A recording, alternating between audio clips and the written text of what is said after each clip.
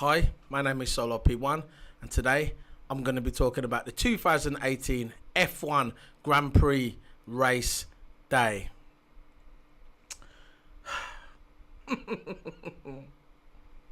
Oh boy, how things turn around. You got Lewis Hamilton at Silverstone, favourite to win it. He nearly risked his life getting pole. Comes into the race, favourite to win it. Race starts, and then a Ferrari plows in the back of his car. And to me, that was orders from the back. Maybe not from Kimi Räikkönen, but hey, he's just a driver. He's the spoke in the wheel, as we say.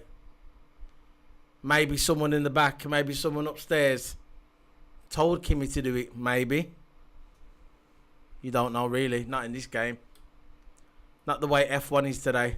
It's that much politics. There's more politics in F1 than there is in the House of Commons. Trust me. But anyway, that interview, what was done after, the driver's interview, what was done after the Silverstone, when basically Hamilton accused Vettel and Kimi Räikkönen Ferrari of trying to take out the silver arrows, basically. He implied that in his interview, which I agree with. I totally agreed with. But what pissed me off with that interview is the way Sebastian Vettel was smirking all over his face. This sneaky little grin for a whole of the interview. Sitting there looking cocky, like to say, yeah, I got you, Hamilton. I got you in your own backyard. That's the face he was giving. That sneaky, aggravating grin. But he wasn't grinning today, was he? Ha ha! It wasn't grinning today. Who would ever thought, after qualifying, Hamilton couldn't even get into qualifying 3 because he had power issues with his car, hydraulics. But who would ever thought, starting from 14th, from the back of the 14th place. To be fair, I thought maybe if he gets even 4th, he'd be lucky. 4th or 3rd. I thought 4th maybe, 3rd is a bit stretching, but maybe 3rd, it depends on the safety car. But he didn't just get 3rd, did he? He didn't just get 3rd. He got 1. Number 1. He was first. 17 points ahead of Vettel.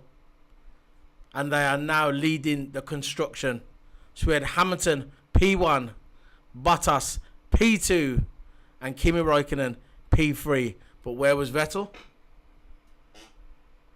Where was Vettel? He didn't even finish the race, did he? The rain come down. He was trying to hit the corners too fast. Couldn't wait. And then he slipped. His car locked up. His steering locked up. Boom, straight into the side, out of the race. And Lewis Hamilton, oh God.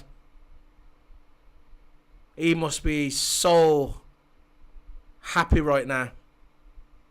Words can't even describe what Lewis Hamilton is feeling right now. Does he deserve it? Of course he does. After the time he had in Austrian Grand Prix, a double DNF. You come in your home Grand Prix, you get pushed off the track in the first turn. And now you come to Germany. Sebastian Vettel's hometown. The guy was born 18 miles away, just down the road from Hockenheim. In his hometown, Lewis Hamilton showed Vettel how to do it. Vettel might have beat him in Lewis Hamilton's hometown, but Lewis Hamilton beat Vettel in Vettel's hometown of Germany. And it's the last German Grand Prix for a while. And I think he's equaled Schumacher's record now for 5 wins at Hockenheim. I don't know if it's 4 wins that Schumacher had or 5 wins, but I know it's equal to Schumacher's record. And now Lewis Hamilton he's got 44 wins with Mercedes. 44 wins with his car number 44. Congratulations to Lewis Hamilton. Well deserved. He never gave up. He never gave up. When the race finished, he was coming off the track. You know, when the race finishes, they have to give them interviews. And I think he's Robbie Coltrane. I think that's his name, former driver, British driver. He asked Hamilton, to be honest, did you think you was ever going to win this race? Hamilton goes, of course I did. Of course I did. I had to believe. If you don't believe, there's no point of racing. Well said, Hamilton. Well said. And I was lost for words. That is one of the most exciting races I've ever watched. That even beat the Baku one. The Baku one was excited when Vettel locked up. Bottas got a puncher. Hamilton sneaked through to top, win it. That was a good race. The British Grand Prix one, it's up there with that. It's just as good as that one because the British Grand Prix, the last 5 laps of the British Grand Prix, when you had Bottas in front, Vettel behind him, then you had Hamilton and Kimi for the last 4 or 5 laps of the Grand Prix at the Silverstone. That was exciting as well. But this one, it touched my heart because it was more like karma payback for Vettel. That sneaky grin that he's always got when he's getting interviewed, especially that grin he had during that press conference after Silverstone when he beats Lewis Hamilton for first place, and Hamilton comes second, and that grin he had all over his face, smirky little grin. But like I said, he's not grinning now, is he? He's not grinning now. I'm gonna go through the Grand Prix. I'm not gonna, same old shit that I always do. I'm gonna start off with at the beginning of the race. It was like formality, really. Hamilton was 14th. I said yesterday in my review, I think Hamilton was gonna get through most of the pack. He'll probably struggle when he gets to Verstappen. Just like I said, but obviously the rain came in, what helped him out as well. But that's racing for you. And there's a lot of people going to come and say, oh yeah, he only won because of the rain. He only come because of the rain. I don't give a shit what you guys think. The fact is, that's racing. There's a lot of people, Schumacher, Ayrton Senna, Lewis Hamilton, Vettel, Kimi, all them great drivers, Hunt, Lauda, all them great drivers have won races, even championships, because of the rain. So don't give me that shit about the rain. That's part and parcel of being a Formula 1 driver. If you don't like it, don't fucking watch it. That's part and parcel of being a Formula 1 driver. The weather is a factor, and it will come into play, like it did today. It might not come in next week or the month after the summer break. But at the end of the day, the weather, you can't control it. It's a factor, and it will play into the Formula 1 season. And that's just the way it is. Anyway, at the beginning, Kimi kept complaining on his radio. He kept saying, rain is coming, what we're going to do, moaning on his radio, Kimi. He was only 4 laps into the race, moaning, oh, the rain is coming. And the guy on the radio goes, don't worry, Kimi. We're watching it on the satellite, Kimi. We're watching it, don't worry, Kimi. Kimi goes, and that was it. And as the race was going on, they pitted Kimi early, which at the beginning I thought that was a mistake. Why would they pick Kimi too early? I think it was only 10 laps into the race, and they pitted Kimi early. It was lap 15, so it was 10-15 laps into the race. Lap 15, he still had loads of laps left on his tyres, but they decided to pick Kimi. Maybe to protect Vettel, I don't know. Maybe later on in the race, he was going to protect Vettel, I don't know. They pitted Kimi onto the soft tyres, which I thought, okay, whatever. Because Hamilton started off with the soft tyres as well. I think that was a strategy that Mercedes was going for. One pit strategy. They weren't sure about the rain, so they're just keeping to the strategy they had. One pit strategy, which was the soft tyres. And then, as the race was going on, he had Hamilton was going through the crowd. I mean, going through the through the numbers. That he started off at 14th, and then he got down to 7th within 10 laps. So he went from 14th to 7th in 10 laps. That was impressive. Because after yesterday, when he was interviewing yesterday, he was saying it's going to be hard for him to take over on this track, which I disagreed. I always agree. I always thought that it would be easy for him to take over at this track. He thought different. Maybe it's a bit of psychology he was playing, a bit of sports psychology, saying that he can't take over, but really he can take over. I don't know. But today, he took over easy. He took over 7 guys in 10 minutes. So that was impressive. So Ricciardo, he was trying his best as well, because he started off at the back of the grid. He was right at the back. He started coming through the he was taking over food drivers, but not as many as I thought. As he just took over Alonso, he was moving through the pack, and all of a sudden he got an engine failure. An engine failure. That's got to be Ricciardo's 3rd engine, maybe 4th engine failure of the season. But it's funny how Max Verstappen doesn't get any engine failure. Just saying. Not putting any rumours out there. I'm just giving my opinion. But think about it. To me, I don't care what anybody says. Red Bull, their main guy is Max Verstappen. They're using Daniel Ricciardo as an anchor. Like they're using Kimi as an anchor at Ferrari. That's basically what Daniel Ricciardo is. He's an anchor for Red Bull. But their main guy is Max Verstappen. And it shows. Clearly it shows. And it's the same with the commentators as well. They love Max Verstappen. If Max Verstappen crashes, they talk about Max Verstappen. If Max Verstappen wins a race, the Sky commentators keep talking about Max Verstappen. Not just talking for 10 minutes, at least for an hour. They keep talking about Max Verstappen. They never talk about Ricciardo, ever. They mentioned him once, right, he had a brake failure, that was it. Bye-bye. We don't want to talk no more about Ricciardo. We'd rather talk about Max Verstappen. That's what I mean. There's so much politics in F1, and it just shows when you're watching it on TV. It just shows.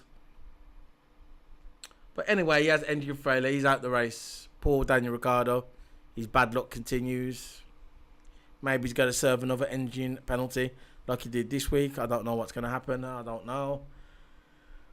So that's Daniel Ricciardo out of the race. Something what I know it happens in F1. It happened with Michael Schumacher a lot to help him win races. It was lap 39 it was. Alright, lap 39. This never sat right with me. Lap 39. Kimi Räikkönen was in front. Right? Comfortably in front.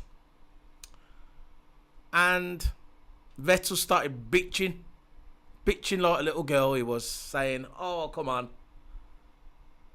What's going on with Kimi? Is he going to move over or what? Come on." Basically implying for Kimi to move over. Move over Kimi. Started bitching to the bitching to the engineers because his back tyres were getting worn out, getting blistered. That's not Kimi's fault, is it? Is it Kimi's fault that Vettel's tyres are blistering because he's trying to catch up Kimi?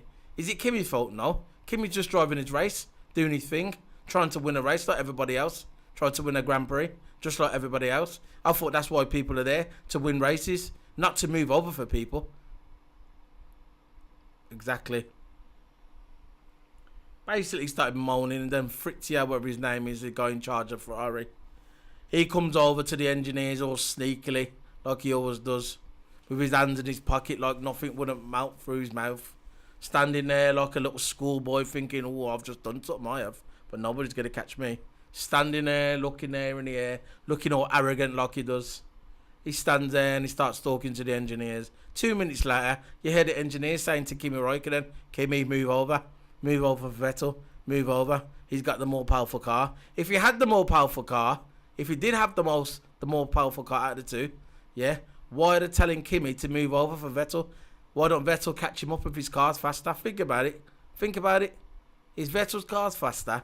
Why are they getting Kimi to move over? Exactly. So Kimi's there debating with the guy. What do you want me to do? Just say it. Just say it. That's what Kimi. Just say it. Come on. Just say it. That's what Kimi's saying. That's why his voice sounds to me. Kimi. What a character. He's saying, what do you want me to do? What do you want me to do? What do you want me to do? You want me to move over? You want me to move over? And there's the engineer. Yes, Kimi. Yes, Kimi. Move over. Yes, basically that's what they're saying. Move over. So Kimi wanted the engineer to basically say it, but he didn't. So he moved over. Vettel gets top spot. So I was thinking to myself, that's not right, man. That is not right. Moving over. I didn't like that back in the day with the Schumacher either. When he's in his partner used to move over for him as well. Politics, man. Just like I said at the beginning of the video, there's more politics in F1 than there is in the House of Commons. Trust me. So basically, Vettel goes in front. Rain kicks in. This is where it starts to get interesting. Rain kicks in. Hamilton's still on them tyres, you know. The tyres, his soft tyres, supposed to last 30 laps. Now he's going into his 39th lap. So basically, they pick Hamilton. They pit him. They pick Hamilton. Hamilton goes into the pits. He puts on the ultra soft tyres. Brand new ultra soft tyres. So he comes out the pit lane and starts bombing through the crowd. Bombing. He's catching up with everybody. He's getting into good position. Max Verstappen pits to put the intermediate on, which I thought was a mistake because the rain was only coming down a little bit. They decided to pit Max Verstappen on intermediate, but the rain wasn't coming that much. So basically, that was a mistake by Red Bull. So you lost position because you overthought it. You overthought it. Your strategy was wrong. You thought to yourself, yep. The rain's going to come down, pit Max in early. So when everybody starts coming into the pits to pit for the rain, Max will be out in front because he pit early. Wrong. Didn't work. So you fucked yourself there. You're done, Max Verstappen. So Max Verstappen comes out. So everything's going. I was thinking to myself, you know what? Is it going to start raining or is it not going to start raining?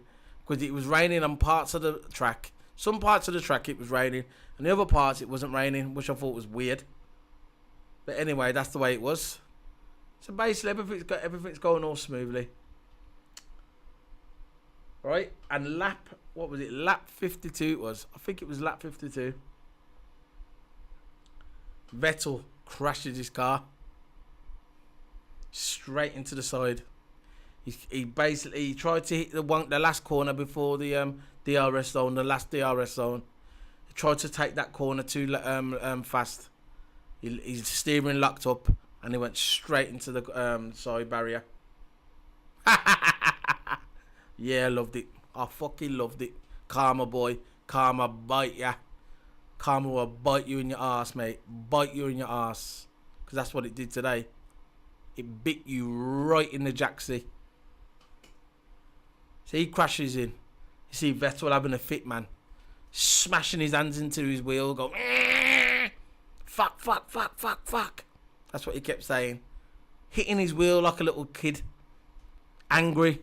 Really angry he was. He's not smiling anymore, though. He's not smiling like he was last week. 2 weeks ago at Silverstone in that interview. That press conference interview after the race. Grinning his head off. He's not smiling now. It looks like he was crying, to be fair. But anyway, he's out. Sebastian Vettel's out the race. Bottas pits. For some reason, Bottas was in the pit for way too long. I think the pit time is about 4 seconds. He was in there 10 seconds. But because he was far ahead, he was fine. He kept second place. Hamilton went into first place because they was about to pit Hamilton, and I said, no. Hamilton goes, no. It's still all right. So he came back out the pits just before he went into pits. So he was fine. So Lewis Hamilton was in front. Safety car comes out. So yeah, the safety car come out. Vettel was out the race because that's why the safety car come out. Vettel's out the race. And Hamilton's in front. And second place is Bottas. And third place is Kimi. So that was alright. There was about 10 laps to go. Safety car was going around slow as ever. Hamilton was complaining again about the safety car. He was saying that safety car's too slow. My tyres are going to be cold. I need to warm them up. So basically, eventually the safety car comes out. Hamilton shoots off. Bottas behind him. Raikkonen following Bottas. And Bottas, at one time, I thought Bottas was going to pass Hamilton, to be fair. Because Hamilton's tyres were cold because of the safety car. His tyres are really cold. Bottas nearly got the better of him. But Hamilton defended his line. But Bottas was still coming at him, and he passed him a little bit, an inch. Hamilton took the position back. And they was going at each other for ages. And not for ages, for about a couple of turns. Engineer told Bottas to calm down, calm your boots, calm your pants. You know, basically just let it go. So Bottas kept his position in second. Hamilton's tyres warmed up and carried on, and he was gone. So at that time, I knew Hamilton had won it then. I was so happy for him. Kimi was chasing Bottas, but it just wasn't enough. But just at the end, there was a penalty given to Carlos Sainz. It was a 10-second penalty. Time penalty for overtaking during the safety car. Well, that's it, innit? It happens. So, bad luck for Carlos Sainz because I really like him. I reckon he's the driver that should have went to Mercedes if they wasn't going to have Ricciardo. Because of conflict reasons with Hamilton, they should have picked Carlos Sainz. That's what I would have went for anyway.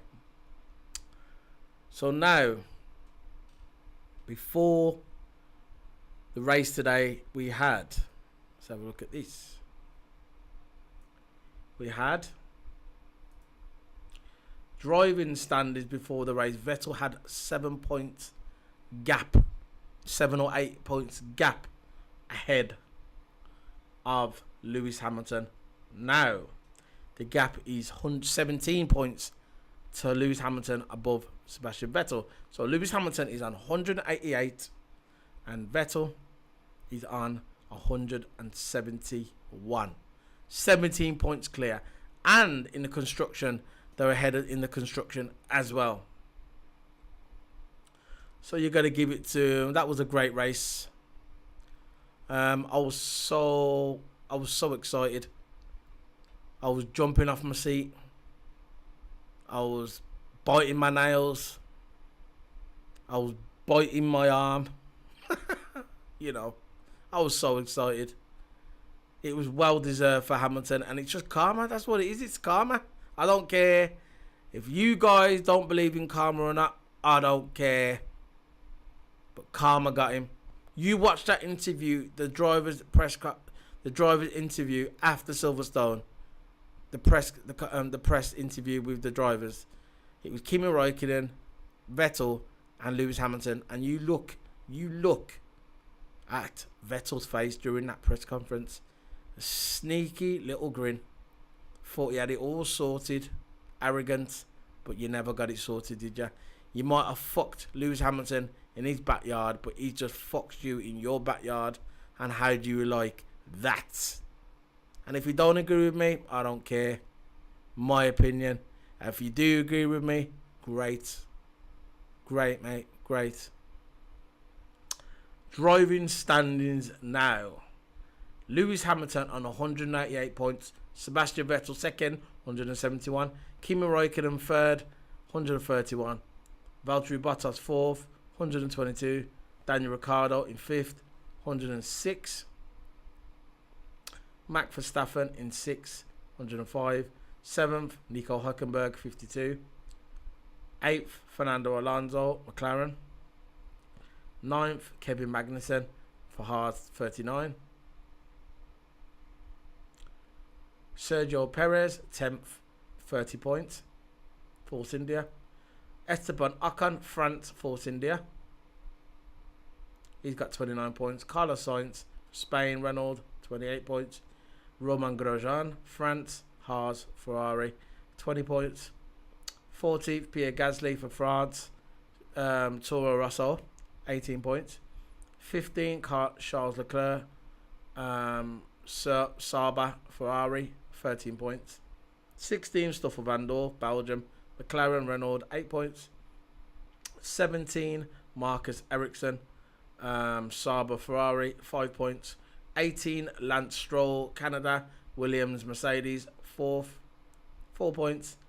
19, Brendan Hartley, Toro Rosso, Honda, 2 points. And Sergio Sorokin is yet to score any points for the Williams, Mercedes.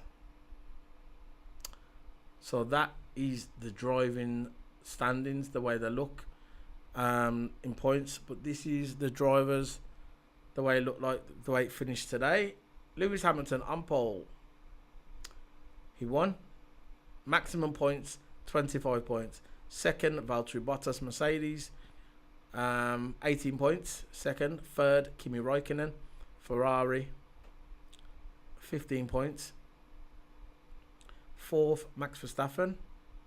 Fifth, Nico Hülkenberg. Sixth, Romain Grosjean. Seventh, Sergio Perez. Eighth, Esteban Ocon. 9th, Marcus Ericsson. 10th, Brendan Hartley. 11th, Kevin Magnussen. 12th, Carlos Sainz. 13th, Stoffel Vandoor. 14th, Pierre Gasly.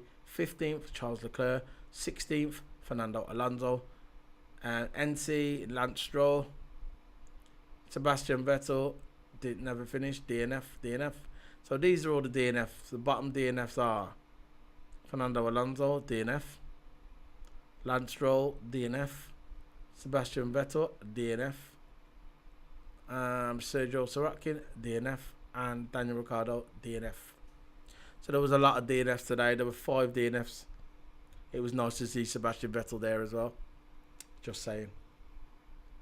So that's how it finished. That's my review. And what can I really say? He said, look, they're even saying on the internet now, it's a miracle. It says a miracle German Grand Prix win, a dream for Hamilton. I don't know about the miracle, but it is a dream win for Hamilton. Dreamland. Lewis Hamilton had promised to bring his positive energy to the German Grand Prix, but a win seemed unlikely given he was 14th on the grid. That's what they're saying on there. This is the F1 website. But after the rain came out to play and leader Sebastian Vettel crashed out, the Mercedes star found himself in the lead. And after a post-race investigation with a victory in his pocket. Brilliant.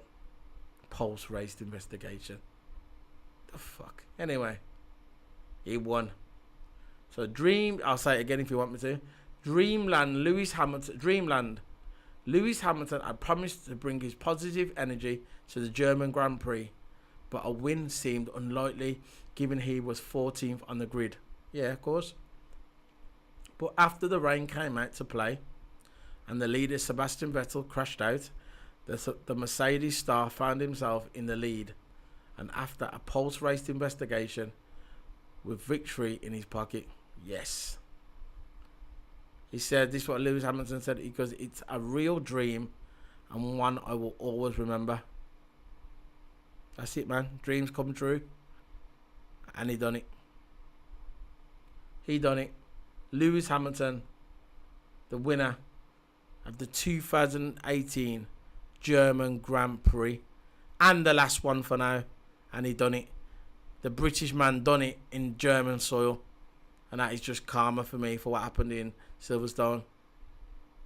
Do I think he's going to win the Grand Prix Championship? I don't know. There's going to be a few more twists and turns. I don't know, but at the moment they're ahead the construction and they're ahead of the drivers, and that's exactly where they want to be. So Mercedes construction 310 points, Ferrari 302 points, Red Bull 211, Renault 80, Force India 59, Haas 59, McLaren 48, Toro Rosso 20, Sauber Ferrari 18, and Williams 4. So that's the drivers. That's the drivers construction. Yeah, the construction standings. So that's it really. That's my final review on the 2018 German Grand Prix. That's a lot of pollen in here, man. I can't stop itching. Hold on. My nose. Anyway. Hay fever, man. Hay fever. Windows are open. It don't matter. Anyway, this is the 2018 F1 Grand Prix race day review. Follow me on YouTube, Solo P1, and follow me on Twitch. I stream now and again, daily if I can, on Solo_P1 on Twitch. Hit me up on Twitter, Solo P1, and follow me on Instagram on Solo _P1. I'll upload some photos of some stuff of my rigs or my whatever I do, like my race days. Like I got a rig here, a racing rig, and some screens, whatever. Like basically set up really. I'll do some photos, upload them to Instagram maybe, I don't know, because I've only just opened my Instagram yesterday, see how it goes. But I have got a picture on Instagram of when I was at Silverstone. I took a picture of it when I was at Silverstone 2 weeks ago, so you can look there for it. Look on my Instagram for that. But anyway, this is my review of the German Grand Prix. The last Grand Prix for a while in Germany. It's a shame, because it's a classic track. For me, I'd probably go back to the Nürburgring. The Nürburg. That's the one I go for, if they can. But anyway, this is Solo P1. I'm signing out. Bye.